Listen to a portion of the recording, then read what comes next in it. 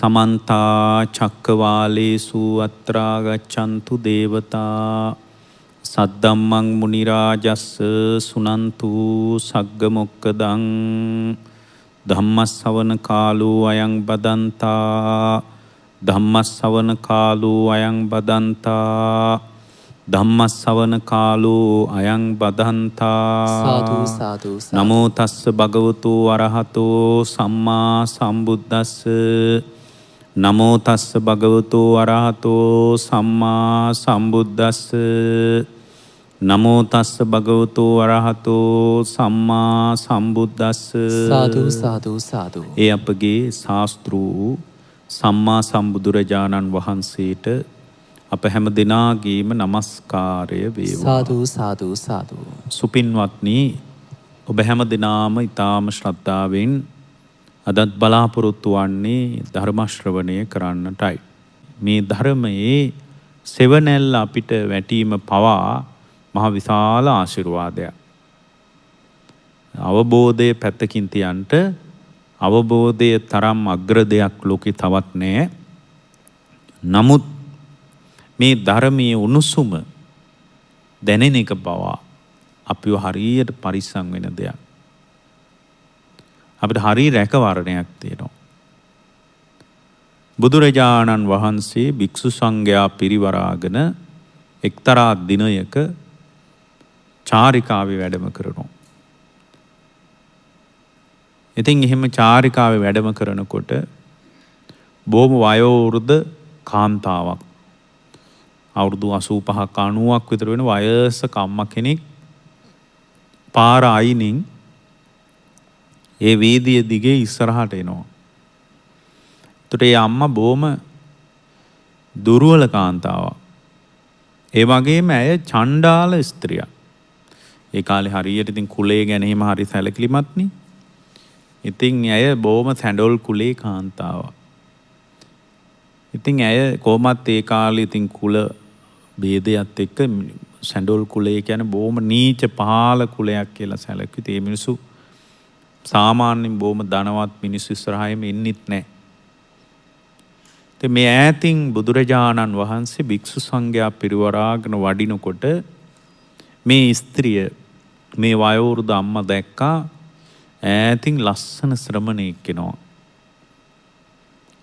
බුදුරජාණන් වහන්සේ හරියට හඳ පායලා තියෙන වෙලාවක හඳ ආලෝකයෙන් තරු බබලනවා වගේ සංඝ පිරිස මැද භාග්‍යවතුන් වහන්සේ වඩිනවා. ඒ භාග්‍යවතුන් වහන්සේගේ ආලෝකය, දීප්තිය, ප්‍රභාස්වර බව සංඝයා මැද පේනවා. මේ කාලෙත් ඉන්නේ සමහර මිනිස්සු එහෙම. ඉතින් බුදුරජාණන් වහන්සේ කිට්ටු වෙනකොට මේ ස්ත්‍රිය හෘද ස්පන්දනي වැඩි වුණා යාගේ. එයා හිතුවා බොහොම කුලවත් මුනිවරයෙක් වගේ. මේ බඳු ශ්‍රමණයෙක් මේ වගේ විශාල පිරිසකුත් පිරිවරාගෙන ඉන්නවා නම් එයා සාමාන්‍ය කෙනෙක් වෙන්න බෑ. ඒ නිසා මේ ශ්‍රමණයාව මඟ හරින්න ඕන කොහොම හරි කියලා වටපිට බැලුවා. යන්න තැනකුත් නැහැ. දැන් අද වගේ ලොකු පාරවල් නෙමෙයිනේ. සාමාන්‍යයෙන් කරත්තයක් යන පාරවල්.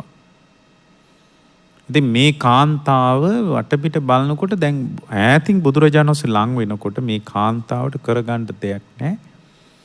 ඇය කානුවට බැහැගත්තා. එතකොට ගෞරවයක් කියලා හරි හිතනවනේ. හැරමිටිය ගහලා වයසයි. කානුවට බැලලා බිම් බලා ගත්තා.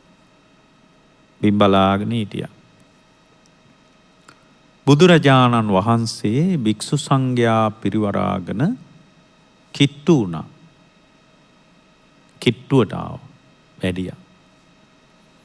මේ අම්මා කානුවේ ඉන්නකොට ඒ සමාන්තරව හිටගත්තා. එයා කානුවේ මෙහෙම ඉන්නවා. භාග්‍යවතුන් වහන්සේ පාරේ වැඩ ඉන්නේ. මේ කාන්තාව උන්ටම බය වුණා. ඇයට දාඩිය දාන්න පටන් ගත්තා. මොකද සාමාන්‍යයෙන් එහෙම කෙනෙක් හිටගන්නේ නැහැ මේ වගේ ස්ත්‍රියක් ඉස්සරහා. ඇයගේ ජීවිතය අත්දැකීම් එක්කනේ බලන්නේ. ඇයගේ ජීවිත අත්දැකීම් එක්කයි සංසන්දනය කරන්නේ. ඉතින් ඇයට හරියට බය හිතුණා මේකට. ඒ කාලේ මේ පන්ති බෙහෙදය ලොකුවට තිබ්බ වෙලාවක්. එතකොට මේ පිටිපස්සෙන් වැඩ හිටියා මොග්ගල්ලාන කියන මහරහතන් වහන්සේ. මේ බුද්ධ ශාසනයේ දෙවනි ශ්‍රාවකයා.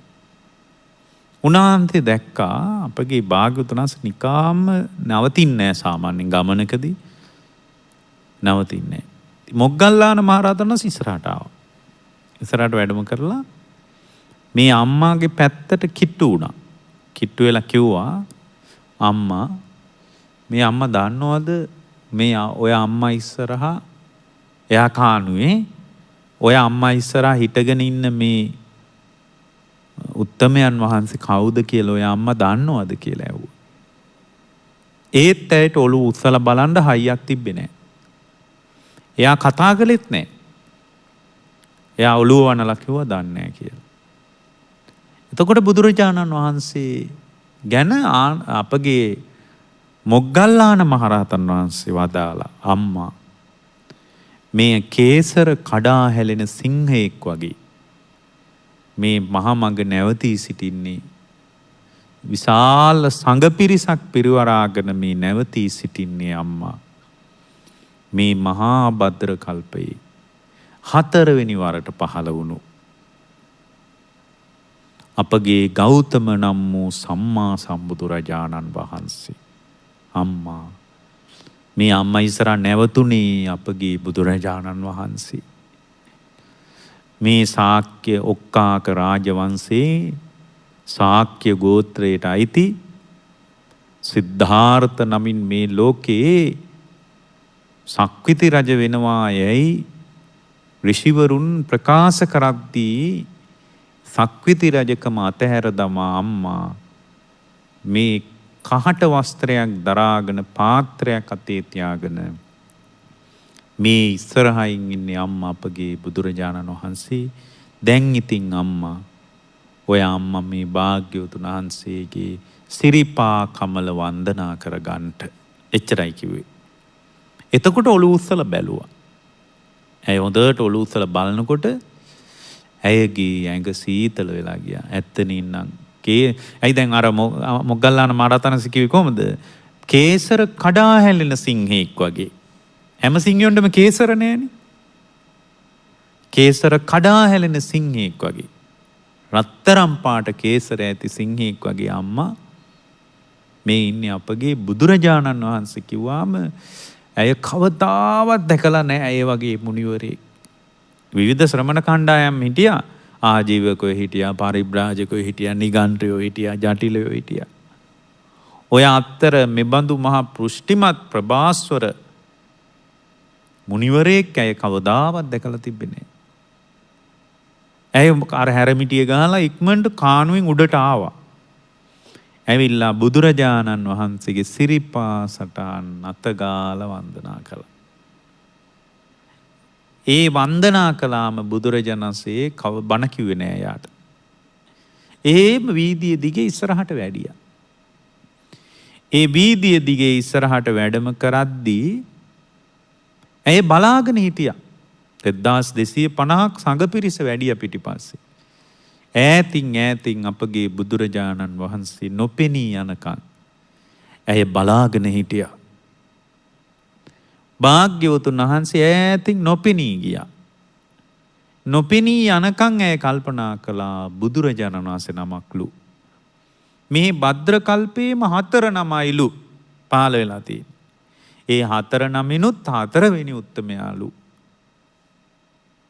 එච්චර යාට ඔළුවට ආවේ. එයා වයසත් එක්ක එයා මිය ගිහින් තියෙනවා. ඒ ආසන්නයෙන් මිය ගිහින් තියෙනවා.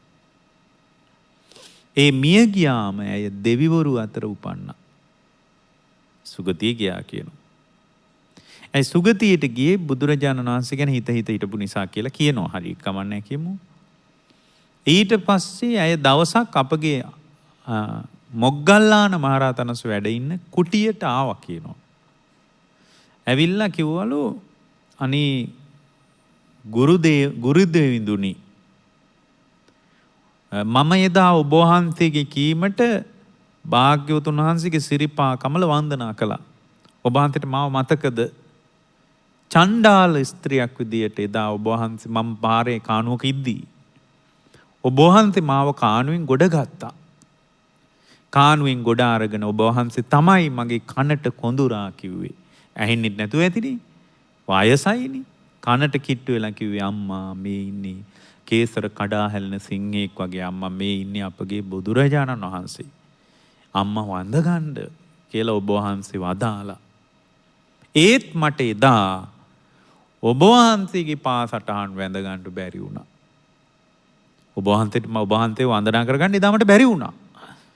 මට කිසි වගතුගක් තිබ්බේ නෑ ඔබ වහන්සේ වන්දනා කරන්න. අද මම ආවේ එදා ඔබ වහන්සේ මට කරපු උපකාරයට.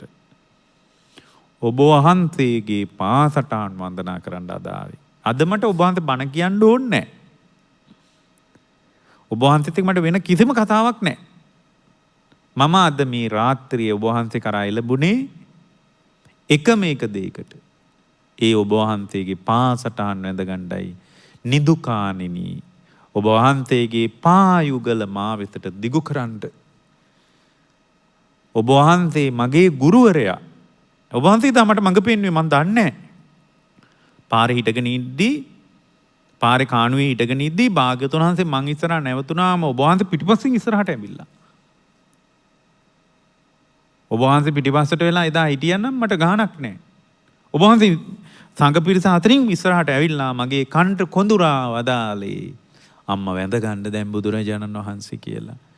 ඔබ වහන්සේනි මගේ ගුරුවරයා තා.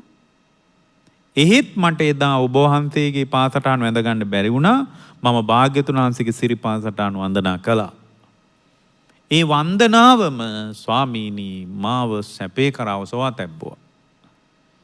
නිදුකානන් වහන්සේ ඔබ වහන්සේගේ පාසටහන් මා වෙතට දිගු කරන්න. ගුරුවරයා හැටියට මා ඔබ වහන්සේගේ පාසටහන් වන්දනා කරන්නයි ආවේ. බණ අහන්නවත්, පටිච්චසමුපාදය අහන්නවත්, සතර සතිපට්ඨාන ගැන අහන්නවත් නෙමෙයි. ආර්ය අෂ්ටාංගික මාර්ගය ගැන අහන්න නෙමෙයි මං ආවේ. මේ ආපු ගමනේ එකම එක අර්ථයක් තියෙනවා. ගුරුවරයා වැඳ ගැනීම. කිව්වාම අපගේ මොග්ගල්ලාන මහරහතන් වහන්සේ පාසටහන් දිගු කළා ඇය දෙසට. ඇය වන්දනා කොට පිටව ගියා කුටියෙන්. එච්චරයි. එතකොට මේ බලන්න පින්වත්නි බුද්ධ ශාසනයේ හේවණැල්ල වැටෙන එක පවා පටිච්ච සමුප්පන්නව විමසා බලන එක දෙවනි පෙළ තියමු. ආර්ය අෂ්ටාංගික මාර්ගයේ වඩාගෙන ඉස්සරහට යන්නේක අපි පසුව කතා කරමු. බුදුරජාණන් වහන්සේගේ හේවණැල්ල මිනිහෙකුට වැටුණා. එයාට සසර ගොඩාක් වරදින්නේ. භාග්‍යතුන් වහන්සේගේ හේවණැල්ල වැටුණත් ඒ ශ්‍රාවකයාට සුවසේ ප්‍රබෝධයක් ඇති වෙන්නේ. ඒ ප්‍රබෝධය ඔය පින්නතුන්ලා උරංගාලා බලන්න ඕන. එනිසා මේ බුද්ධ ශාසනයක් කියන්නේ නිකම්ම තැනක් නෙමෙයි. භාග්‍යවතුන් වහන්සේගේ හේවණැල්ල යම් ශ්‍රාවකයෙකුට වැටුණත් එයාට වරදින්න ඉඩ නැහැ. මේ නිසා ඔය පින්නතුන්ලා සතුටු වෙන්න ඕන. මේක තියෙනවා චණ්ඩාල විමාන වස්තුව කියලා තැනක කුද්දක නිකායේ විමාන වස්තු පාළියේ ඒකින් මතු කරපු මම මේ කාරණයක් කිව්වේ. ඒ නිසා ඔය පින්නතුන්ලා හිතාවි මේ කාලේ ඉතින් සෝවාන් වෙන්නත් අමාරු නා. රහතන් වහන්සේලා බී වෙන්නේ අඩුවෙන් නා. අනේ ඉතින් අපි මේ කාමභෝගී ජීවිතේ ගෙවන ගමන් ඔය කියන මට්ටමට බුද්ධ ශාසනය ඉස්සරහා අපට පෞරුෂ සම්පන්නව නැගින්න අමාරුයි. ඒ නිසා මේක තේරුමක් ඇති වැඩක් නෙමෙයි වගේ ඔයාලට හිතෙන්න පුළුවන්. එහෙම හිතන්න එපා. බුද්ධ ශාසනයේ උණුසුම වදින මට්ටමටවත් ජීවිතේ තියාගන්න. බුදුරජාණන් වහන්සේගේ හේවණැල්ල වැටෙන මට්ටමටවත් ජීවිතේ පවත්වන්න. අවාසනාව කියන්නේ ලංකාවේ බොහෝ ශ්‍රාවකයන්ට භාග්‍යවතුන් වහන්සේගේ ශාසනයේ උණුසුම වැදින්නේ. හේවණැල්ල වැටෙන්නේ. හේවණැල්ල නැහැ. ඒ හේවණැල්ල වැටෙන්නේ නැති නිසා මෙතනින් එහාට යාගේ ධර්මයේ දියුණුවක් නැහැ. ඔය ගිහි ජීවිතයේ අතර ධර්මයේ දියුණු කරනවා කියලා කියන එක අභියෝගයක්. ඇයි? වට කරලා කෙලස් ටික අභියෝග කරනවා. වට කරලා අභියෝග කරනවා. විටක ඡන්දයෙන්ද, විටක රාගයෙන්ද, විටක නන්දියෙන්ද, විටක ද්වේෂයෙන්ද විටක තණ්හාවෙන්ද? විටක අභිනිවේෂයන්ගෙන්ද? විටක අපේ ඇතුලේ වැඩ කරන කෙලෙස් මූලයන්ගෙන්ද අපි බැට කනවා. අරමුණක් ගානීම කෙලෙස් එක්කයි අපි හැප්පෙන්නේ. ඒ අරමුණක් ගානි කෙලෙස් එක්ක හැප්පෙන නිසාමයි ඔය මහන්සිය.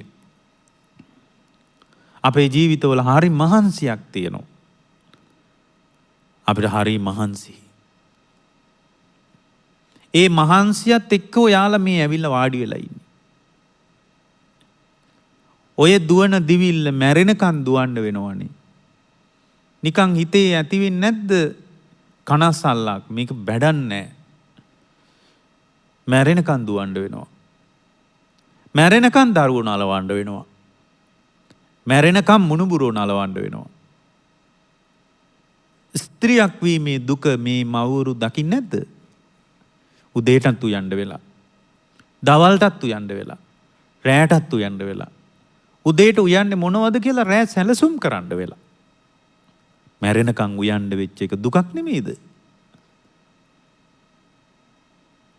අනික ඔය උයන එක නෑ මට අද බෑ. අදින් පස්සේ මම උයන්නේ නෑ කියලා. අතහැරලා දාන්න පුළුවන් එකක්ද ඕක? නෑ. ඔහොම උයලා මැරිලා ආයෙත් මෙහෙ ඇවිල්ලා උයන්න නිවාලා හිතාන ඉන්නේ.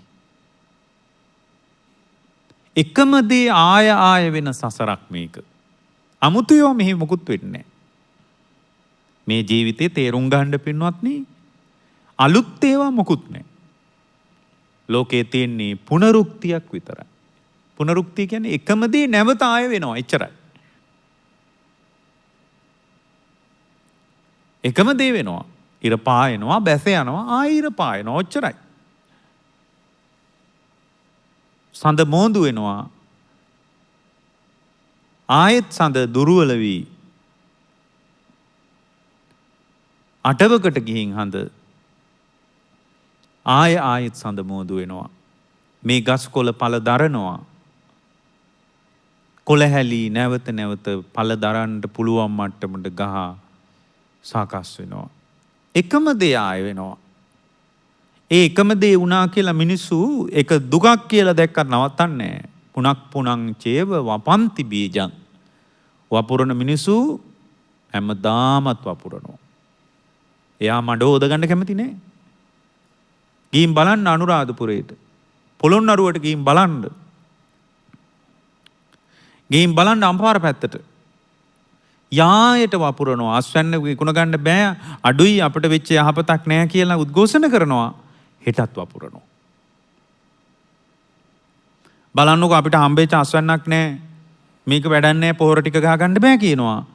ඊළඟ කන්නිත් අස්වද්දනවා. මැරෙනකන් අස්වද්දනවා. අස්වද්දන මිනිස්සු ඒක නවත්තන්නේ මොනවා කිව්වා? මහ පොළොවත් එක්ක හැප්පෙන මිනිස්සු ඒක නවත්තන්නේ නෑ පින්වත්. පුනං චේව වපන්ති බීජං. වපුරන මිනිස්සු ආය වපුරනවා.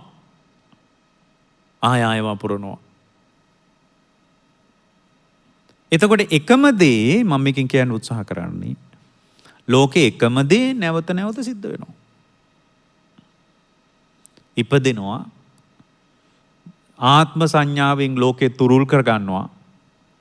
ඊට පස්සේ තමාව හුවා දක්වනවා. තමන්ව හුවා දක්වනවා. ඔකනේ ජීවිතය කියන්නේ. උගත්කම් ඔස්සේ හුවා දක්වනවා. බලපුලුවන් කාරකම් ඔස්සේ හුවා දක්වනවා. ධනිය ඔස්සේ හුවා දක්වනවා. ගෙවල් දොරවල් හදලා යාන වාහන ගෙවල් දොරවල් ඉඳුන් හිටුන් ඕවා තමන්ට ගොඩනගාගෙන හුවා දක්වනවා. ඔය හුවා දැක්වීම අතර ආත්ම සංඥාවෙන් තෙත්තුණු ජීවිතයක් හැටියට එයා බොහොම නොබෝ කාලෙක ඔය ජීවිතය අතහැරලා දානවා. අතහැරලා දාලා ආයෙ මේ ආවත් පොඩි කාලේ ඉඳලම ආයෙත් ඔය ටිකම කරන්න වෙලා. ඉගෙන ගත්ත මිනිහෙකුට ඉගෙන ගන්නේ කොච්චර අමාරු වැඩක්ද? ඔන්න පෙර පාසල් යන්න ඕන. ඉස්කෝලේ යන්න ඕන. ශිෂ්‍යත්වෙ ලියන්න ඕන. ඊට පස්සේ ඔන්න අමාරුවෙන් අවුරුදු 10ක් විතර යනකොට ඉස්කෝලේ අවුරුදු 10ක් විතර ගියාම සාමාන්‍ය පෙළ ලියන්න ඕන.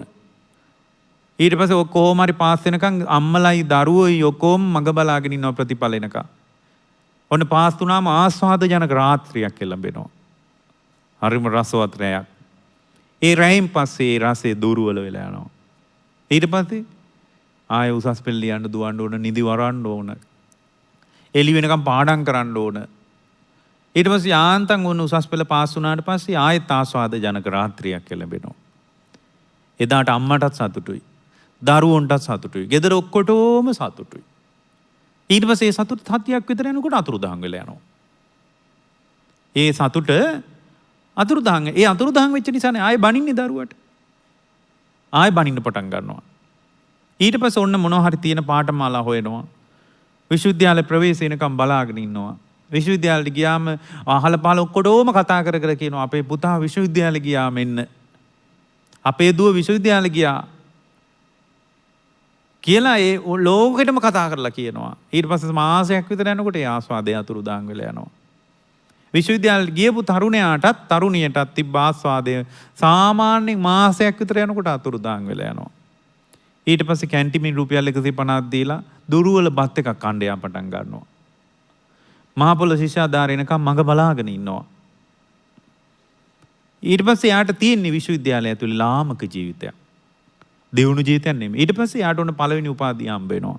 වෛද්‍යවරයෙක් කිමුකෝ.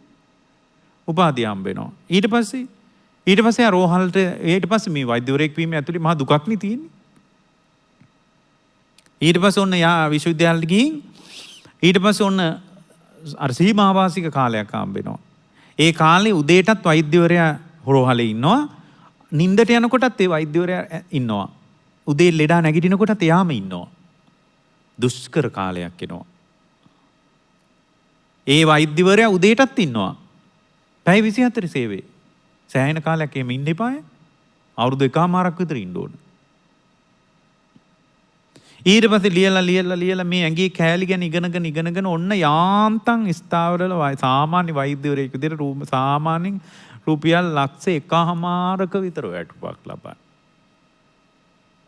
1කමාරක විතර වැටුපක් ලබන්න අවුරුදු 35ක් විතර කාලෙකදී යම් ස්ථාවරයකට ඇවිල්ලා. ඊට පස්සේ යාට හිතෙනවා හැමදාම ලක්ෂ 1කමාරක් බෑනේ වැඩේ කරන්න. ඒ නිසා මොකද්ද කරන්න ඕන කියලා බලනවා. ඊට පස්සේ යා ප්‍රයිවට් ප්‍රැක්ටිස් කරන්න ගන්නවා. ඊට පස්සේ ඔන්න යාන්තම් බොම් පොඩි මුදලක් එනවා. ලෙඩ වෙනකම් මග බලාගෙන ඉන්නවා. ලෙඩ වෙච්ච මිනිස්සු නැති දවසට දොම්නසකටපත් වෙනවා. අද හම්බෙන ලෙඩුන්ගෙන් ලැබෙන මුදල් වලින් යා පුත්තිටියට ගිහින් බඩු ටිකක් අරගෙන ගෙදර ගිහින් උයලා කාලා නිදා ගන්නවා. එයාට දැනෙනවා එක වෙලාවක දැම්මදි හොඳටම විශේෂඥ වෛද්‍යවරයෙක් වෙන්න ඕන මං කොහොම හරි කියලා ඕන්න ඒක යන්තම් කරගෙන කොහේ හරි එංගලන්තේ හරි ගිහින් ඕස්ට්‍රේලියා කොහේ හරි ලෝකේ කැරකිලා ගෑවිලා එනකොට මේ අවුරුදු 50 පැනලා. මෙහි අවුරුදු 50යි. දැන් අවුරුදු 15කින් ජීවිතය අතාරින්න වෙනවා 65 70 වෙනකොට ඉවරයිනේ. 65න් පස්සේ හිටියත් ඉතින් නෑ වගේ තමයි ආයේ. කොන්දේ අමාරුව, ඔළුවේ අමාරුව, කෙලින් හිට ගන්න බෑ. ඊටම හිටගත්තොත් ඉඳ ගන්න බෑ. ඉඳගත්තොත් නැගිටින්න බෑ. හැම කෑල්ලක්ම 50 පැන්න ගමන් රිදුම් දෙන්න පටන් ගන්නවා. රිදුම් දෙන්නේ නැති කෑල්ලක් නැහැ. මාංශ පේශි රිදෙනවා, දන හිස් රිදෙනවා, ඔළුව රිදෙනවා, අත රිදෙනවා, හම රිදෙනවා. රිදෙන්නේ නැති කෑල්ලක් නැහැ. 50 පැන්න කියන්නේ දැනුත් හැම තමයි. 50 පැන්නාම කොහොමත් රිදුම් දෙන්නේ නැති කෑල්ලක් නැහැ. මොනවා හරි කෑල්ලක් තිබ්බොත් අපිටත් කියන්න රිදුම් දෙන්නේ නැහැ මෙන්න මේ කොටස කියලා. 50 පැන්න ඇයි රිදුම් දෙන්න පටන් ගන්නේ ඇයි?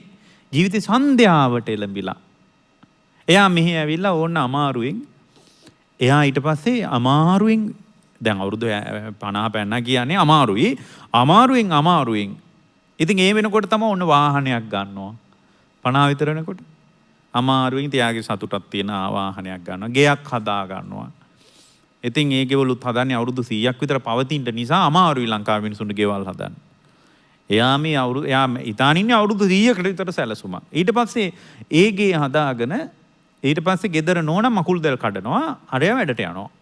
ඔක තමයි වෙලා තියෙන්නේ. ඇයි ගෙදරම පාවිච්චි කරන්න විදියක් නැහැනේ. කාමර 5ක් විතර ගෙදර තියෙනවා. එක කාමරයකනේ නිදියන්න වෙන්නේ. ඊට පස්සේ ඔන්න ඔහොම ඉඳලා ඔන්න යම් ස්ථාවරයක් එනවා 60 විතර වෙනකොට. දැන් 60 විතර වෙනකොට ජීවිතේ යාට මඟ හැරිලා. හැබැයි තවමත් අර යා බලාපොරොත්තු වෙන මට්ටමට ආස්වාදයට ගලන්නේ නැහැ. තව අවුරුදු 5ක් 10ක් ඉඳලා එයාට එනවා මේ ලෝකේ අතහැරෙන දිනයක්. භෞතික සම්පත්ද, මානව සම්පත්ද, උගත්කම්ද, බුද්ධිමත්කම්ද ආත්ම සංඥාවෙන් තුරුල් කරගත්ත සියලු සම්බන්ධතා අතෑරෙන දවසක් එනවා. ලෝකෙම ප්‍රශංසා කරලා කතා කළා යා ආවල් විෂය ගැන විශේෂඥ වෛද්‍යවරයෙක් එයා. වටේ ඉන්න අයත් කතා කළා ඥාතිවරු තරම් ආස්වාදයට පත්වෙච්ච පිරිසක් නැහැ. හරිය ආස්වාදයට පත් වුණා. අපේ පවුලේ වෛද්‍යවරයෙක් ඉන්නවා කියලා. එයාව හොයාගෙන ගියා මහ විශාල වශයෙන් ආස්වාදයට පත් වුණා. මැරුණාම එයාට ජීවිතය අතෑරුණාම හැමෝම ඇහුවේ මිනිය ගෙනාවද දන්නේ නේද? අර තිබ්බ වටිනාකම් ඔක්කොම අතුරුදහන් වෙලා ගියා. විශේෂඥ වෛද්‍යකම් නාම ගෝත්‍ර ඔක්කොම අතුරුදහන් වෙලා හැමෝම ඇහුවේ තවම මිනිය ගෙනාවද දන්නේ. එයාගේ තිබුණු සම්මුති භාවිතයන් ඔක්කොම මරණයත් සමග අතුරුදහන් වුණා. හරි. මේ තේරවාදී බෞද්ධ සම්ප්‍රදාය අපි පිළිගන්න යථාර්ථයක් තියෙනවා. ඒ මොකද්ද? ආයේ ඉපදෙන බව. ඒ මිනිස්සයා කරගත්ත පුණ්‍ය සංස්කාර බලවත්ම කියලා අපි හිතමු. පින් කළා, මිනිසුන්ට ලෙඩුන්ට බෙහෙත් කළා, සංඝයා ගියොත් බෙහෙත් කළා, උපස්ථාන කළා, පින විශ්වාස කළා, මෙලෝ විශ්වාස කරා, පරලෝ විශ්වාස කළා, අම්මව විශ්වාස කළා, තාත්තව විශ්වාස කළා. දන් දුන්නාම විපාක තියනවා කියලා එයා විශ්වාස කළා වැඩ කරන ගම. සිල් රැක්කාම විපාක තියනවා කියලා විශ්වාස කළා. කර්මී කියලා ලෝකේ කාටවත් හොයන්න බැරි බුදුරජාණන් වහන්සේට පමණක් ගෝචර වෙච්ච හැංගිච්ච අපිට පන්න පහර ගන්න ධර්මයක් තියෙනව නේද කියලා එයා විශ්වාස කළා රෝහලේදී. එයා විශ්වාස කළේ නෑ. එයා ඒ විශ්වාසය ඇතුලේ ජීවත් වුණා. ඒ විශ්වාසය ඇතුලේ ජීවත් වෙච්ච නිසා එයා ආයෙත් මනුස්ස ලෝකෙට ආවා. අපි එහෙම හිතමු. එයා ආයෙත් ආවේ ගර්භාෂයක ප්‍රතිසන්දිය කරා ආවා. ගර්භාෂයක. ඒ ගර්භාෂයක ප්‍රතිසන්දිය කරා ඇවිල්ලා එයා ආයෙත් මෙහි ඉපදුනා. ආයෙත් පෙරපාසල් යන්න එපාය. ඒ කියන්නේ විශේෂඥ වෛද්‍යවරයෙක් වී නැවත නැවත පෙරපාසල් යන්න වෙන සංසාරයක් තියෙයි. එකම දේ වෙන්නේ ආයෙ. එකම දේ මෙහි වෙන නිසා මෙහි උරංගාලා රසවත් කරලා අත්දැකලා බලන්ට දෙයක් නෑ පින්වත්. ඒක තේරුම් ගන්න. අලුතෙන් කියලා දෙයක් උරංගාන්න දෙයක් නෑ. අපිට අලුත් දේවල් කියලා එකක් නෑ. අත්දැකීම් පරාසයක් තියෙනවනේ අපි. අපි විඳින අත්දැකීම් ටික. ඒ අත්දැකීම් ටික ඇතුලේ අලුත් දෙයක් කියලා උරංගාන්න දෙයක් නෑ. අලුත් කතා නෑ මොකුත්. ඔක්කොම පැරණි කතා. එකම කතා. ඒ නිසා ලෝකයේ පවතින්නේ පුනරුක්තියක් විතරයි. මට කියන්න අලුත් මොන හරි කතා තිබ්බනම් මෙහි මොකුත් නෑ. ලෝකේ එකම දේ නැවත නැවත සිද්ධ වෙමින් පවතිනවා. කිසිම දෙයකින් ඕනෑවට වඩා ආස්වාදයට පත් වෙන්න එපා. වැඩකුත් නෑ ආස්වාදයට පත් වෙලා. මොකද ආස්වාදේ එක දවසයි. එක රැයයි තියෙන්නේ. එක රැයයි. කාම ලෝකේ ඉපදිච්ච මිනිසුන්ට ස්ත්‍රියකට පුරුෂයෙක් දැක්කම ආස්වාදය උපදිනවා. පුරුෂයාට ස්ත්‍රිය දැක්කම ආස්වාදය උපදිනවා. ඇයගේ රූපයෙන් ආස්වාදය උපදිනවා. ඇයගේ කටහඬින් පවා පුරුෂයෙකුට ආස්වාදය උපදිනවා. ඇයගේ සුවඳට පවා පුරුෂයෙක් ආසා කරනවා. ඇයගේ කය ස්පර්ශ වීමට පවා පුරුෂයෙක් ඒ කාම ලෝකේ හැටි. ස්ත්‍රියටත් එහෙමයි. ස්ත්‍රිය පුරුෂයාගේ කටහඬටත් ප්‍රේම කරනවා. ස්ත්‍රිය පුරුෂයාගේ රුවටත් ප්‍රේම කරනවා. කොණ්ඩෙටත් ප්‍රේම කරනවා. රැවුලටත් ප්‍රේම කරනවා. ඇයගේ පෘෂ්ටිමත් කයටත් ප්‍රේම කරනවා. ඇය ඔහුගේ සුවඳට පවා ප්‍රේම කරනවා. බුදුරජාණන් වහන්සේ වදාළානේ. පහසට වඩාත් ප්‍රේම කරනවා. ඒකනේ භාගතුන් වහන්සේ එක දේශනාවක වදාලා ඉත්ති භාව කියලා සූත්‍රයක් තියෙනවා. ස්ත්‍රිය පුරුෂයාගේ රූපයටද කටහඬටද සුවඳටද මේ සියල්ලටම බැඳෙනවා කියනවා. මහණෙනි ලෝකේ බරපතලම බැම්ම කියනවා ස්පර්ශයට බැඳීම. මහණෙනි ස්ත්‍රිය පුරුෂයාටද පුරුෂයා ස්ත්‍රියටද පහසින් බැඳුනොත් මහණෙනි බැඳුනාම තමයි කියලා තියෙනවා. එතනින් පස්සේ ලියන්න අමාරුයි කියනවා. එහෙම මේ කාම ලෝකේ හැටි කමුතු දෙයක් නෙමෙයි. මේ අපි ඉපදිලා ඉන්නේ කාම ලෝකෙන් රූප ලෝකෙත් නෙමෙයි අරූප ලෝකෙත් නෙමෙයි. තුන් භව යano යන සත්‍යයේ ගමන් මඟ තුල අද අපි ඉපදිලා ඉන්නවා කාම භූමියේ.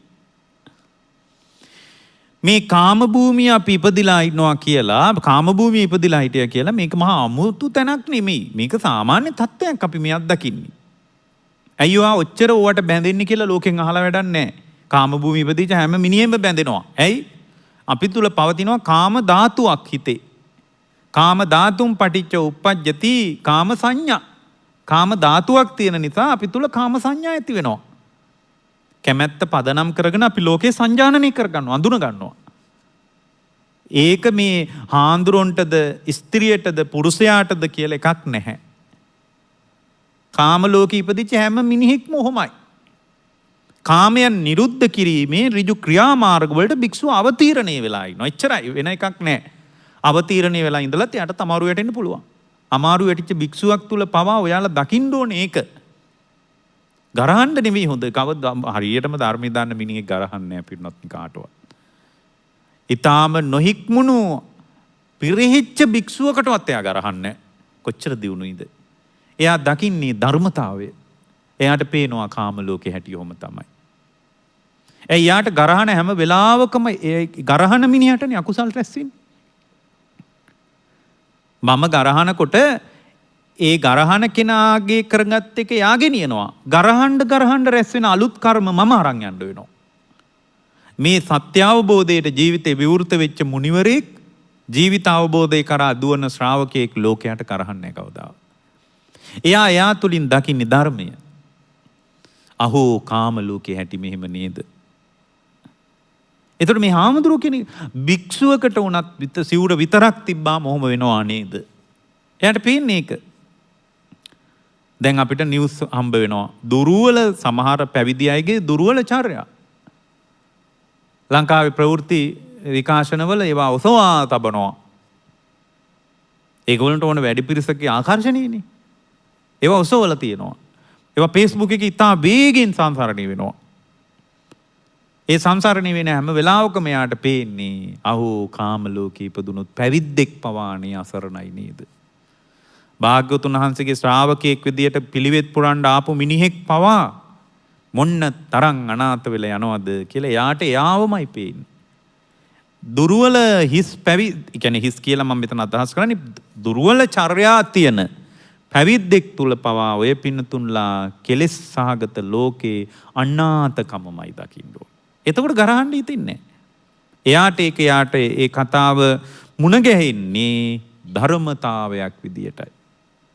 එයාට ඒක පේන්නේ ධර්මතාවයක් විදියට.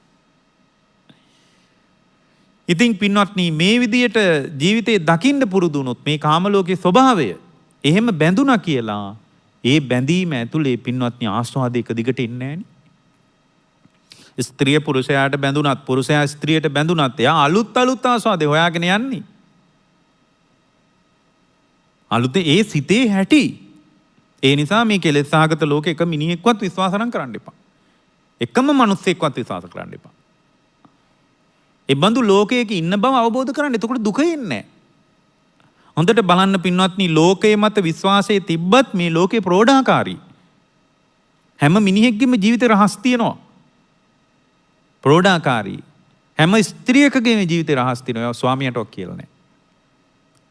ස්වාමියාගේ ජීවිතේ රහස් තියෙනවා ස්ත්‍රියටවත් කියලා නැහැ. මගේ කොම කතාව ඔයාට කියලා තියෙනවා. අපි දෙන්න අතර රහස් නැහැ කිව්වට හංගගත්ත රහස් කොච්චර තියෙනවද කියලා තමන්ගේ හෘද සාක්ෂියෙන් අහන්න. ඒ රහස් සමහර විට කිව්වොත් අද ඉවරයි කතාවම. පරිච්ඡේද පොත වහලා දාන්නයි වෙන්නේ. එතකොට එහෙම රහස් මේ ශාලාවට ආපු හැම කෙනෙක්ගේම ජීවිතවල තියෙනවා. මට යා විශ්වාසයි යාගේ කතාව ඔක්කොම මන් දන්නවා. අපි දෙන්න අතර රහස් නැහැ. අපි දෙන්න අතරම තියෙන්නේ එකම කතාවක්. එයාගේ කතාව මම දන්නවා, මගේ කතාව එයා දන්නවා. කොහොට ඔය දෙන්නම දන්නේ නැති කතා දෙන්නගෙම ජීවිතවල තියෙනවා. සමහර විට ඒ කතා කිව්වොත් අදින් ඔයාලගේ තියෙන සියලු බැඳීම්ද අවසන් වෙනවා. එච්චරට හැංගිච්ච කතා අපේ ජීවිතවල තියෙනවා. එච්චරට හැංගිච්ච සිතුවිලි අපේ හිතට ගලනවා. මේ මහපාරේ යනකොට අපි අත්දකින අරමුණු වලදී අපිට ඇතිවෙන රාග දේශයන්ගේ පරිමාව අපි එළියට කිව්වොත් පින්වත්නි අපි සියලු දෙනාගේ ගනුදෙනු නිමා වෙනවා ඊටාට. අන්තර් සම්බන්ධතාව අවසන්. එහෙනම් එච්චරට අපේ සිත් අපිරිසුදුයි. ඒ බඳු අපිරිසුදු වෙච්ච හිත් තියෙන්නේ. ගොඩාක් වෙලාවට මේ කාලේ බැටකන්නේ රාගේ. ඒකට හේතුව මේ අපිට සංසිඳෙන්නේ. ඒක ඔයාලගේ වරදක් නෙමෙයි. ඒක මේ ඉස්සරහට ඕක ඊට වඩා වැඩි වෙනවා. භාග්‍යතුන් වහන්සේම අපට වදාලා මහණෙනි අනාගත කාලේ අධර්ම රාගයයි විසම ලෝභයයි බලවත් වෙනවා කියලා. ඒ අධර්ම රාගයයි විසම ලෝභයයි බලවත් අධර්ම රාගය තුලත් අධාර්මික බවක්. ස්ත්‍රීන් අතර හැසිරීම, පුරුෂයන් අතර හැසිරීම, ඒවා බොහොම ප්‍රවර්ධනය කිරීම ලෝකේ ඇති වෙනවා කියලා අපට භාග්‍යතුන් වහන්සේ වදාලා අධර්ම රාගයක් එනවා කියලා. චක්කවර්ති සිහනාද සූත්‍රය. ඒක ධර්මතාවයක්. ඒක ගරහන්න ඕන එකක් නෙමෙයි. ඒ නිසා මේ කෙලෙසාගත ලෝකේ තවදුරටත් හැප්පිලා ඉන්න එක තේරුම්න්නේ. ඉස්සරහට මීටත් වඩා ව්‍යාකූල අරබුදකාරී ලෝකයකටයි අපි එකතු වෙන්නේ. දැන් ඉතින් ජීවිතේ ධර්මයට එකතු වෙනවා විනා වෙන මොකක්වත් කරන්න දෙයක් නැහැ. ධර්මයට එකතු වුණොත් එයා සංසිඳෙනවා. හොඳයි ධර්මයට එකතු වෙනවා කියලා මහා ලොකු දේවල් ඕනේ නැහැ. පුංචි දරුවන්ට පවා මේ ධර්මයේ ගෝචර කරගන්න පුළුවන්. මේකට අවස්ථාවක් නැහැ. මෙන්න මේ ටික විතරක් කරලා බලන්න. සාමාන්‍යයෙන් මේ සතියට වඩා ඊළඟ සතියේ නිවිලා ඉඳී. මේ මාසෙට වඩා ඊළඟ මාසෙ නිවෙයි. ඔයාලා බලාපොරොත්තු වුණාට වඩා හරිම සංසිඳුණු බවක් ඇතුළාන්තය තුල එයි. සංසිඳීමත් එක්ක තමයි ලෝකේ සෞභාග්‍ය උදා වෙන්නේ. සංසිඳීමත් එක්ක. ඒ සංසිඳුණාම සෞභාග්‍ය ස්වභාව ධර්මයේ විසින් ඔබ කර අරන් එනවා. සෞභාග්‍ය ස්වභාව ධර්මයේ විසින් ඔබේ අතේ තියෙන දෙයක් මිසක් හඹාගෙන ගියාම නොලැබෙන දෙයක්. ඒකනේ අපිට හම්බෙලා නැත්තේ. දැන් ඔන්න ඉස්සරහට සිංහල අලුත් අවුරුද්ද එනවා. මිනිස්සු ඉතින් කිරිබත්තු යන්නේ කිරි උතුරවන්නේ නැගතට සෞභාග්‍ය බලාන. දැන් මෙච්චර කල් සෞභාග්‍ය බලාන කොච්චර කිරි ඉතිරෙව්වද? සිංහල අලුත් අවුරුද්දට ඉතිරෙව්වා. දෙසැම්බර් මාසෙ ඉවරලා ජනවාරි 1 වෙනිදා ඉතිරෙව්වා. කීයක් දවසක කිරිබත් ඉව්වද සෞභාග්‍ය බලාපොරොත්තු වෙයි. කාටද සෞභාග්‍ය උදා වෙලා තියෙන්නේ? කවුරු හරි අත උසන්න බලන්න මට සෞභාග්‍ය හම්බුණා හාඳුරනේ කියලා. බිම් බලා ගන්නයි වෙන්නේ. ඇයි? මේ වයෝවෘද්ධ මායගෙන් පව අහන්න එයා බලාපොරොත්තු වුණු සෞභාග්‍යයට උදා වෙලා නැහැ. එහෙනම් එක දෙයක් තේරුම් ගන්න. මොකද්ද? ඉදිරියේද සෞභාග්‍ය උදා වෙන්නේ නැති බව. සෞභාග්‍ය යනු සම්පූර්ණයෙන් මිරිගුවක් බව. ඔබ බලාපොරොත්තු වෙන සෞභාග්‍ය උදා නොවීම ඔබට ජීවිතය අතහැරෙන බව දකින්න එච්චරයි. එහෙමනම් එතකොට මොකද වෙන්නේ? සෞභාග්‍ය හඹාගෙන යන එක හඹාගෙන යන කන්නේ දුක එන්නේ. හඹාගෙන යනකොට බලාපොරොත්තු වෙන එක නොලැබුණාම දුකයි එච්චරයිනේ. යම්පි චන්න ලබති තම්පි දුක්ඛං. බලාපොරොත්තු වෙන සෞභාග්‍ය නොලැබීමමයි දුක එච්චරයි. යම්පි චන්න ලබති නලබති නොලැබීමමයි දුක. ඉතින් පින්වත්නි බලාපොරොත්තු වෙන්නේ නැත්තම් දුක එන්නෙම නෑනේ. යමක් බලාපොරොත්තු වී නොලැබීමයි දුක. නොලැබීමම දුක නෙමෙයි. අහිමි වීම දුක නෙමෙයි. බලාපොරොත්තු වීමයි දුක. අහිමි වීම ලෝක රිද්මය. බලාපොරොත්තු වෙන පුද්ගල බව. බලාපොරොත්තු වෙන එක ඇතුළේ එකක්. ඇතිවීම නැතිවීම ලෝක රිද්මය. ඇති වෙනවා නැති වෙනවා මොහොත රළ වගේ. රැලි නගිනවා ඒවා වෙරළේ හැප්පිලා අතුරුදාන් වෙලා යනවා. ආය රැලි නගිනවා ලෝක ස්වභාවයනේ. මුහුද රැලි නගින එක කවදාවත් නවතින්නේ නැහැ. ඒ රැලි වැල්ලේ හැප්පිලා අතුරුදාන් වෙලා යනකොට නැවත මුහුද රැලි අලුතෙන් හට ගන්නවා. කවුරුත් රැලි නිර්මාණය කරන්නේ නැහැ. ඒක ලෝක ස්වභාවයක්. ස්පර්ශය නිසා වේදනාව හට ගන්නවා. ස්පර්ශය නිරුද්ධ වීමෙන් වේදනාව නිරුද්ධ වී යනවා. අපේ ඇතුලේ කතාවමයි මුහුදු රැලිවල තියෙන්නේ. సంతානී කතාවමයි මුහුද දිහා බලනකොට තේරෙන්නේ මුහුද හිටි ගමන් වඩදිය තියෙනවා, බාදිය තියෙනවා, කුණාටු තියෙනවා, හිටි ගමන් සුනාමි තියෙනවා කාලාන්තරයකින්. හිටි ගමන් පින්වත්නි මුහුද හරීම සංසුන්. ගැඹුරු මුහුද කොහොමත් සංසුන්. මුහුද ගැඹුරු මුහුදේ ඇතුළට බැස්සාම එක රත්නයන් තියෙනවා. ඔය වගේ මේ සිතත් ඔය විදියට හැසිරෙන්නේ. හිටි ගමන් හරීම සංසුන්කමක් එනවා. නමුත් අපි මේ ජීවිතය තුළදී ධර්මයේ දියුණු කරන ශ්‍රාවකයන් විදියට මේ ආත්ම ස්වභාවය ආත්ම සංඥාව දුරු වෙන ආකාරයට ජීවිතේ විමසා බලනවා නම් මේ ආපු හැමෝටම මට කරුණාවෙන් එක දෙයක් කියන්න ඕන. ඒකම දේ තමයි පින්වත්නි මෙන්න මේ ටික ජීවිතේ තියාගන්න. ජීවිතේ නොලැබීම දුක නෙමෙයි. බලාපොරොත්තුවෙන් ඉන්නකොට නොලැබෙන එකයි දුක. අහිමිවීම දුක නෙමෙයි. මමත්වයේ පදනම් කරගෙන බලාපොරොත්තු වෙච්ච ඒවා අහිමි වෙන එකයි දුක. කොහේ හරි මිනිහෙක් මැරුණාම දුක ගලන්නේ නැහැ. මමත්වයෙන් පිළිගත් අයගේ මිය යාමයි කඳුල උපද්දවන්නේ. එහෙමනම් කෙනෙක්ගේ මිය යාම ස්වභාව ධර්මයට අයිති දෙයක්. ඒ මිය යන කෙනාට සිතින් වටිනාකම දෙන එක තම තමන් කරන එක. හොඳයි තියෙන ප්‍රශ්නය වටිනාකම නොදී ලෝකේ පාවිච්චි කරන්න බැරිද? ස්ථිරව පුළුවන්. වටිනාකම නොදී ලෝකේ පාවිච්චි කිරීම පිණිසයි බුදුරජාණන් වහන්සේ වදාළ ධර්මයට අපි එකතු වෙන්න ඕනේ. ඕකට මෙන්න මේ ටික විතරක් කරන්න. ගොඩක් ඒවා ඕනේ නැහැ. මේ ටික කරන්නේ. 1. ඔයාලගේ වටිනාකම යන්නේ කුමකටද? වටිනාකම යන්නේ සිතින්. වටිනාකම් තියෙන හිත්වලනේ. දැන් මට ඔයාලගේ ඇඟ දිහා බලලා ඔයාලගේ ඇඳගෙන ඉන්න විදිය බලලා ඔයාලා වටිනාකම දෙන්නේ මොනවටද කියලා කියන්න හිතන්න බෑ. ඇයි? ඒක මේ භෞතික කයට වටිනාකම අදාළ නැහැ. වටිනාකම අතේ හැදෙනවා, ඔළුවේ හැදෙනවා, ඇස්වල හැදෙනවා, එහෙම නැහැ. වටිනාකම තියෙන්නේ සිතේ. පින්වත්නි, ඔය පින්නතුන්ලා දක්ෂ වෙන්න මේ ටිකට. පින්වත්නි, දැන් වටිනාකම හැදිච්ච ටික හොම්ම තිබ්බාවේ. අලුතෙන් වටිනාකම දෙන එක නවත්තලා දාන්න. හරිම ලේසි වැඩක් මම මේ කිය. අලුතෙන් ඔය දැන් වටිනාකම දුන්නේ ඔය තිබ්බාවේ. මොකද දැන් ඒවට වටිනාකම දුන්නේ ඒවා එකපාර කඩා වැටුනොත් එහෙම විශාල කෝලහලයක්. විශාල ගැටලුවක්. අර්බුදේ කුස්සියෙන් නිර්මාණය වෙනවා එතකොට. එහෙම කරන්නේ අපි. ඔය තිබ්බාවේ වටිනාකම් අලුතෙන් වටිනාකම දෙන එක නවත්තන්න. අලුත් අරමුණු වලට සිතින් වටිනාකම යනවා. අලුතෙන් සිත තුළ වටිනාකම එනකොට අලුතෙන් සිතේ වටිනාකම දෙන්න එපා. 1. දෙවනි කාරණේ තමයි ඔය වටිනාකම් දුන්න ලෝකය ගැන සිත මැදහත්ව තියාගන්න. වටිනාකම් දුන්නේවත් කොයි ඕනම වෙලාවක කඩා වැටෙන්න පුළුවන්. අම්මා ඉද්දි දරුවා මැරෙන්න පුළුවන්. වටිනාකම දුන්න ලෝකය ගැනත් පුළුවන් තරම් සිත මැදහත් කරගන්න. පුළුවන් තරම් මැදහත් කරගන්න. 1 2. තුන්වෙනි එක. මේ ටික කරලා බලන්න පුදුම තරම් ධර්මීන්දී.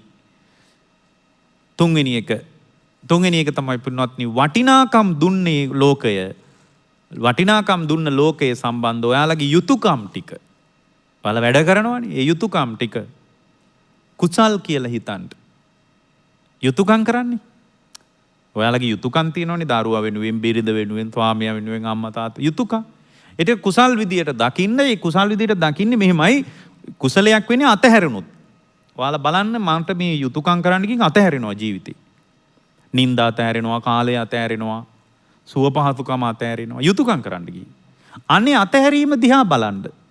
ඒක අතහැරීම නිවන නේද කියලා. අතහැරීම ඡාගෝ පටිනිස්සග්ග අතහැරෙන එක දුකේ නිරෝධය කියලා බුදුරජාණන්සේ වදාලා නේද කියලා හිතන්න. ඒක තුන්වෙනි එක. හතරවෙනි එක. මේ ලැබුණු ජීවිතය අන්න දැන් ඔක තමයි ඉතාල වැදගත්. මේ ලැබුණු ජීවිතය පෙර හේතුන් කර්මයෙන් ඇදිච්ච එකක් නේද කියලා දකින්න. ඒ දකින්න සිත කුසලයේ නේද කියලා හිතන්න. පස්වෙනි එක. මේ සිතේ වටිනාකම පේන මට්ටම පවා ඇති වෙලා නැති වෙලා නැහැ. හැම වෙලාවෙම හැම දෙයකටම වටිනාකම නැහැ. වටිනාකම එන්නේ කල්පනා කරන්න ඕන. කරනකොට වටිනාකම එනවා. කල්පනා නොකර හිටියම වටිනාකම පේන්නෙත් නැහැ. වටිනාකමට ලෝකයක් පේන්නෙත් නැහැ. බිරිඳ ගැන කල්පනා කළාම බිරිඳව මැවිලා පේනවා. වටිනාකමුත් පේනවා. බනහද්දි බිරිඳ නැහැ ලෝකේ. වටිනාකම් සහිත ලෝකේ මනස තුල මැවෙනවා. මානසිකාර ප්‍රත්‍යයෙන් මානසිකාරය නිරුද්ධ වෙනකොට නිරුද්ධ වී යනවා නේද කියලා බලනවා. පස්වෙනි එක. හයවෙනි එක. මෙහෙම නිරුද්ධ වෙන ලෝකයක් නම් මේකේ දිගට කල්පනා කර පදිංචි වෙලා ඉන්න එක තේරුමක් නෑ නේද කියලා දකිනවා. හයවෙනි එක. හත්වෙනි එක. එහෙම ලෝකයක් නම් මේක මොන්නතරම් අනිත්‍ය වෙලා යන එකක්ද? අනාත්ම එකක්ද කියලා බලනවා. අටවෙනි එක. එහෙම නම් මේක මගේ වසඟේ පවත්වන්න පුළුවන් එකක් නෙමෙයි. තණ්හා මාන දිට්ඨි සහගත වෙන එක තේරුමක් ඇති දෙයක් නෙමෙයි කියලා බලනවා. එහෙම බලන ගමන් වෙනද වගේම ඔෆිස් යනවා. වෙනද වගේම කුස්සිය වැඩ ටික කරනවා. වෙනද වගේම ගෙවල් දොරවල් එක ගනුදෙනු කරනවා. බලාගෙන ඉඳි වටිනාකම අඩු වෙනවා. දැන් ඔයාලා හිතාවි මම මේ හිත කිව්වා ඔය මේ වෙලාවේ කියලා. මම දැන් ආයෙත් ඔය කාරණා 8ම ඔයාලට කියනවා. කාරණා 8ක් කිව්වා. පින්වත්නි අලුතෙන් ලෝකෙට වටිනාකම නොදී පරණ වටිනාකම් ටිකත් එක්ක විතරක් ඉන්නවා. පරණ වටිනාකම් ටිකක් එක විතරක් ඉන්නවා. අලුත් වටිනාකම් වලට යන්නේ නැතුව ඉන්නවා. බැඳිච්ච ඒවා තියෙනවා. ඒවා මොකුත් හොල්ලන්නේ නැහැ. අලුතෙන් වටිනාකම් නොයන මට්ටමට සිතේ වටිනාකම රැඳෙන්නේ. වටිනාකම අලුතෙන් යන්නේ නැති විදියට ඔයාලාගේ සිත තියාගෙන ඉන්නවා. ඊළඟ කාරණේ තමයි පින්වත්නි ඊටා වැදගත් දේ මේ අලුත් වටිනාකම් නොහිටියාට තියෙන වටිනාකම් හිතේ තියෙනවනේ. ඒ තියෙන වටිනාකම් කුසලතාවයේ විශේෂ සංග්‍රහ කර බලන්න පුරුදු වෙනවා. කුසලතාවයක් විදිහට දකිනවා. ඒ වටිනාකම් වලට දෙන අර්ථය. ඒ කියන්නේ යුතුයකම් ටික අපිට කරන්න වෙලානේ. ඒ යුතුයකම් ටික අපිට කරන්න වෙලා. ඒක කුසලතාවයේ විශේෂ සංග්‍රහ කර බලනවා. එතකොට මේ කුසලතාවයේ විශේෂ සංග්‍රහ කර ජීවිතේ බලනකොට ඒ බඳු ශ්‍රාවකයෙකුට කිසිදාක පින්වත්නි වරදින්නේ නැහැ. ඒ කුසලතාවයේ විදියට බලන්න අර බුදුමාකාර විදියට සිත මැදහත් වෙනවා. අර ලෝකේ වටිනාකම් සහිත ලෝකේ කියන්නේ මැදහත් වෙනවා. එයාගේ සිත තුන්වෙනි එක. හතරවෙනි එක මේ වටිනාකම් සහිත මේ ලෝකයේ ඇතුලේ අර වටිනාකම් සහිත ලෝකයේ ඇතුලේ අතහැරෙන ජීවිතයේ දිහා බලලා ඒක කුසලතාවයේ විශේෂ සංග්‍රහ කරලා බලනවා. ඒ සංග්‍රහ කරලා බලපු කම ඇතුලේ ඒ වටිනාකම් සහිත ලෝකේ පවා ඇති වෙමින් නැති වෙමින් යන විදිය බලනවා. ඒ ඇති වෙලා නැති වෙලා යන කම නිසා ඒක මානසිකාරය කළාම ඇති වෙනවා. මානසිකාරය නොකර ඉන්නකොට ඒක නිරුද්ධ වෙලා යනවා කියලා බලනවා. ඒ මානසිකාරය නිසා ඇති වෙලා මානසිකාරය නිසා නිරුද්ධ වෙලා යන ලෝකයක් නම් මේක දිගට කල්පනා කර පදිංචි වෙලා ඉන්න එක තේරුමක් නැහැ කියලා බලනවා ඊළඟ එක. එහෙම තේරුමක් නැත්නම් අර වටිනාකම් සහිත දුන්න ලෝකේ ඇති වෙලා නැති වෙලා යනකම නම් මේක අනිත්‍යයි නේද? අනාත්මයි නේද කියලා බලනවා. අනිත්‍යයි අනාත්මයි නම් මේක ඇතුලේ තණ්හා මාන දික්තිසාගත වෙන්න දෙයක් නැහැ නේද කියලා බලනවා. එහෙම බලන්න පුරුදු වෙලා වෙනද වගේම වැඩ කරනවා. ඔය විදියට ඔයාලා ජීවිතේ ගෙවුවොත් ඒ බඳු ශ්‍රාවකෙක් දුක ඉවර කරනවාමයි. එයාගේ දුක හැදෙන්න විදියක් නැහැ පින්වත්නි. එයාගේ ජීවිතයේ දර්ශනය ඇතුලේ භාග්‍යවතුන් වහන්සේව පමුණුවාගත් ශ්‍රාවකෙක් වෙනවා. ඒ බඳු ශ්‍රාවකත්වයක් පිණිස මේ හෝරාවක ධර්මානුශාසනාව ඔය පින්නතුන්ලාට උපකාර වේවා කියලා දේශනාව සමාප්ත කරනවා.